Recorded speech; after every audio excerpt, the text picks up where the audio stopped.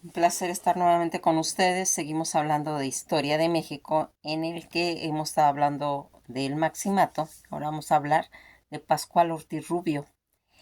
Este personaje que va a tener pues su aparición nace el día 10 de marzo de 1877 en Morelia, Michoacán.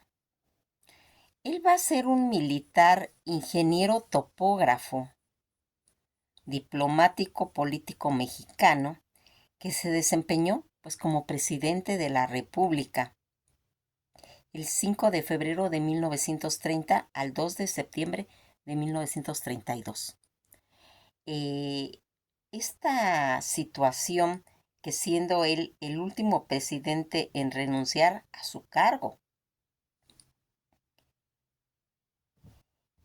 algo que aquí nos va dejando en el gabinete de Pascual Ortiz Rubio, predecesor de Emilio Portes Gil, y sucesor, que va a venir más adelante, de Abelardo L. Rodríguez.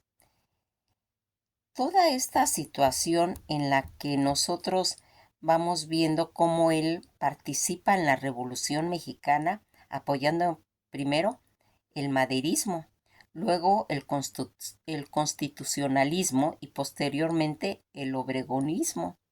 Se desempeñó como secretario de Comunicaciones y Obras Públicas desde 1920 a 1921 durante la presidencia de Adolfo de la Huerta y de Álvaro Obregón. Todos los orígenes de su vida familiar, que como hemos dicho que nace en Morelia, en el estado de Michoacán, fue el segundo hijo del matrimonio de Leonor Rubio Cornelis y el licenciado Pascual Ortiz de Ayala y Huerta. Su padre se distinguió entre los liberales moderados, ocupando pues puestos en administraciones federales y estatales como magistrados de la Suprema Corte de Justicia de la Nación, regente del Colegio de San Nicolás, secretario de gobierno, diputado local y senador. Él va a contraer matrimonio en dos ocasiones, primeramente con Francisca Aceves, originaria de La Piedad, michoacana, y en segundas nupcias con Josefina Ortiz el día 13 de agosto de 1920.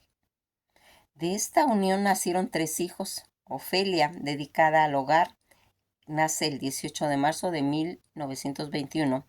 Pascual, que se hizo ingeniero civil el día 13 de julio de 1923, y Eugenio Ortiz Rubio, que era arquitecto, el 13 de noviembre de 1924 al 18 de abril del 2002. Los estudios que va a efectuar de ingeniería en la Universidad de San Nicolás, hoy Universidad de Michoacán, en San Nicolás de Hidalgo, donde fue expulsado en 1895 a causa de unas actividades antireeleccionistas. Va a completar la carrera de ingeniero topógrafo en la Escuela Nacional de Minería, actualmente la Universidad Autónoma. La participación que él va a tener en relación a todo lo que estaba relacionado con la Revolución Mexicana, vuelve él a Michoacán en 1910 y se une a un movimiento maderista con Joaquín Maza. Como diputado del 26º legislatura, sufriendo un encarcelamiento al triunfo del cuartelazo del general Victoriano Huerta. Se adhiere al ejército constitucionalista y alcanza el grado de coronel. Va a viajar a los Estados Unidos, pues para hacerse cargo de la impresión de papel moneda para el gobierno de 1917, y que es pues nombrado gobernador del estado, pues su estado natal, su estado de Michoacán, cargo que ocupa hasta 1920, cuando se afilió con Rafael M. Pedrajo en el plan de Agua Prieta, encabezado en esa época por Álvaro Obregón. Durante pues todas sus gestiones en la gobernatura de Michoacán, elevó pues el cargo a la categoría de la universidad, su alma mater. Fue secretario de Comunicaciones y Obras Públicas en el gobierno de Adolfo de la Huerta y Álvaro Obregón. Pues todas estas situaciones en las que lo llevó a hacer trabajos diplomáticos, cierto día se hartó de decidir su vida y se alejó, renunció por fricciones en el gabinete y de esta manera comenzó a viajar. Primero pues radicó en Barcelona, España, donde él y su esposa establecieron un negocio de libros y una tabaquería. Posteriormente, Ortiz Rubio se trasladó a Egipto, lugar en el que permaneció por 6 meses mientras estudiaba pues los sistemas de riego que los ingleses habían llevado a ese país. El embajador en Alemania y Brasil. Ya estando él en Alemania, el presidente Obregón le confiere en 1924 la Embajada de México en Berlín, Alemania. Ahí se quedó en el país con las amistades establecidas entre los altos mandos del ejército alemán. Para su sorpresa, dispuesto durante la presidencia de Plutarco Elías Calles, en 1926 llegó un telegrama que lo mandaba lejos del invierno hasta Brasil. Desde allí, en 1927, escribió una columna en la que se apoyaba la reelección de Obregón y las elecciones presidenciales de 1928, argumentando diciendo: Obregón cuenta con la mayoría de los mexicanos. Si esa mayoría quiere elegirlo, tiene 2 caminos, el de la ley y el de la violencia. Abramos la puerta a los caminos de la ley y cumpliremos con nuestro deber republicano, acatando pues un mandamiento en cuestión de las mayorías. Eso es lo que él expresó. Ortiz Rubio permaneció en Brasil hasta 1929. El presidente Emilio Portes Gil y Plutarco Elías Calles le solicitaron su regreso a tierras mexicanas para después contender por la silla presidencial, en las que comenta: no conocía bien el carácter de Calles, ni por qué se le ofrecía de modo tan desusado la pues ardiente y anhelada silla presidencial, y le dio, pues se puede decir, un brinco, escribió Fernando Benítez. Según confesó el propio Calles, le propuso: el ejército de un gobierno en el que yo comparta el gobierno con el PNR, o sea, el Partido Nacional Revolucionario, que lanzara mi candidatura y a cuyo postulado me acogiera de un modo su parte. Para algunos autores, ese nombramiento se debe a una neutralidad, es decir, la falta de apoyo por parte de partidos o de grupos políticos. Algunos, pues esta circunstancia lo hacía pues más manejable para su mentor, el jefe del Partido Nacional Revolucionario, organizado por el propio Plutarco Elías Calles, para que grupos a todos los miembros de la familia revolucionaria y exigir la acción política mexicana. Y así resultó elegido candidato oficial la Convención de Querétaro de marzo de 1929 frente a la candidatura de Aaron Sainz. En las elecciones presidenciales de 1929 va a tener su triunfo electoral y fue considerado como el mayor fraude político de la historia mexicana, pues el 17 de noviembre de 1929 se llevaron a cabo pues las elecciones presidenciales extraordinarias organizadas por el presidente interino Emilio Portes Gil, luego del asesinato del presidente electo Álvaro Obregón. Durante las elecciones extraordinarias, Ortiz Rubio se enfrentó por una parte al candidato obrerista Aaron Sainz y sobre todo se enfrentó a la candidatura ciudadana al exrector de la universidad, José Vasconcelos, candidato del Partido Nacional Antireeleccionista. Su elección estuvo pues plagada de irregularidades. Fue muy disputada y existen dudas sobre respecto a la veracidad de los resultados oficiales que permitieron que Ortiz Rubio se convirtiera en presidente. La presidencia de la República, tras su discurso triunfal, se convirtió en presidente de México, tomando posesión el día 5 de febrero de 1930. Como ya era tradición, Ortiz Rubio tomó posesión del Estado Nacional sobre la calzada de la Piedad. Terminando la ceremonia del nuevo mandatario, se dirigió al Palacio Nacional pues para instalarse ahí su cuerpo diplomático y pues recibir las felicitaciones. Aunque su régimen fue breve, tuvo gran importancia ya que reconoció la Segunda República Española, expidió leyes en favor de la ciudadanía, ratificó la libertad de culto, delimitó los territorios peninsulares y amplió la red telefónica.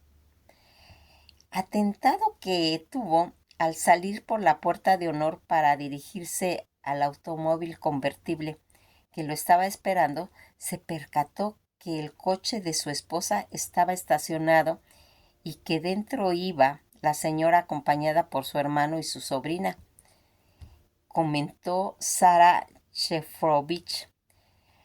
Vente conmigo, invitó a don Pascual a doña Josefina. Mejor vente tú conmigo. Yo en el coche descubierto no voy a aceptar. Él aceptó y se subió al lujoso Lincoln, y en ese cambio de planes casi le salvó la vida, porque mientras avanzaba el automóvil, un individuo llamado Daniel Flores González disparó, hiriendo al presidente en un carrillo. 2 meses duró la convalecencia de don Pascual en el hospital de la Cruz Roja. Daniel Flores pues fue detenido y sentenciado a 19 años de prisión, y en marzo de 1931 y el 23 de abril del año siguiente, la prensa informó que había sido encontrado muerto en su celda de la penitenciaría. Como consecuencia de ese atentado, padeció casi un trauma psíquico que le produjo pues una neurosis incurable, pues después de 3 semanas de hospitalización, durante el cual pues estuvo obligado al margen de escenas políticas.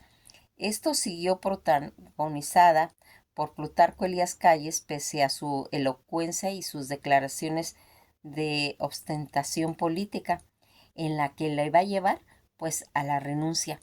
La dinámica propia del maximato, en el que el expresidente Calles, el autoproclamado jefe máximo de la Revolución Mexicana, mantenía cuotas importantes de poder, hizo insostenible pues la presencia de Ortiz Rubio, por lo que al cabo de 2 años presentó su renuncia al cargo en 1932. Antes de irse, haciendo eco a la atmósfera del golpe de Estado que se respiraba, afirmó: salgo con las manos limpias de sangre y dinero, y prefiero irme y no quedarme aquí sosteniendo por bayonetas del ejército mexicano, comentó Pascual Ortiz Rubio, que ya más adelante, en sus últimos años, al entregar la presidencia provisionalmente a Abelardo L. Rodríguez para después viajar hacia los Estados Unidos, y en 1935 regresa él a México porque el presidente en turno, Lázaro Cárdenas, quien además era amigo suyo, lo nombra gerente de la compañía Petromex. Una vez aquí se ocupa de atender algunos pues encargos presidenciales y sus negocios personales, en los que se dedicó a viajar por el país. Va a morir en la Ciudad de México a la edad de 86 años, un día 4 de noviembre de 1963. Toda esta situación en la que nosotros vamos mencionando pues esas características que van haciendo, en las que, como ya habíamos pues dicho, todas las situaciones que va haciendo y que habíamos mencionado lo que simbolizaba el maximato, ese tipo de gobierno que siguieron a Calles, ¿sí? De 1928 al 34, conocida como el maximato, porque reconocía a aquel como jefe máximo de la revolución. Fluctuaron entre resolver los problemas planeados por la revolución o abandonarlos. Son los temas que era y que va a ir haciendo que se vaya marcando pues todo este maximato en el que interviene desde Plutarco Elías Calles, después de él Emilio Portes Gil, Pascual Ortiz Rubio y Abelardo L. Rodríguez, en las que aquí pues fuimos viendo cómo se van a ir introduciendo personajes como Adolfo de la Huerta y Lázaro Cárdenas. Pues nos quedamos hasta aquí y pues esto ha sido todo por hoy. Esperamos pues contar con su asistencia y su curiosidad de ir viendo cómo se va desenvolviendo las presidencias en México, cuáles son las políticas y qué es lo que la historia va haciendo como una repetición que se podría decir que a lo largo de todas estas décadas en las que gobernó el PRI, hubo mucho de este tipo de situaciones del maximato. Nos veremos en la próxima, eh, pues, trayectoria presidencial acerca de lo que considerábamos la etapa del maximato.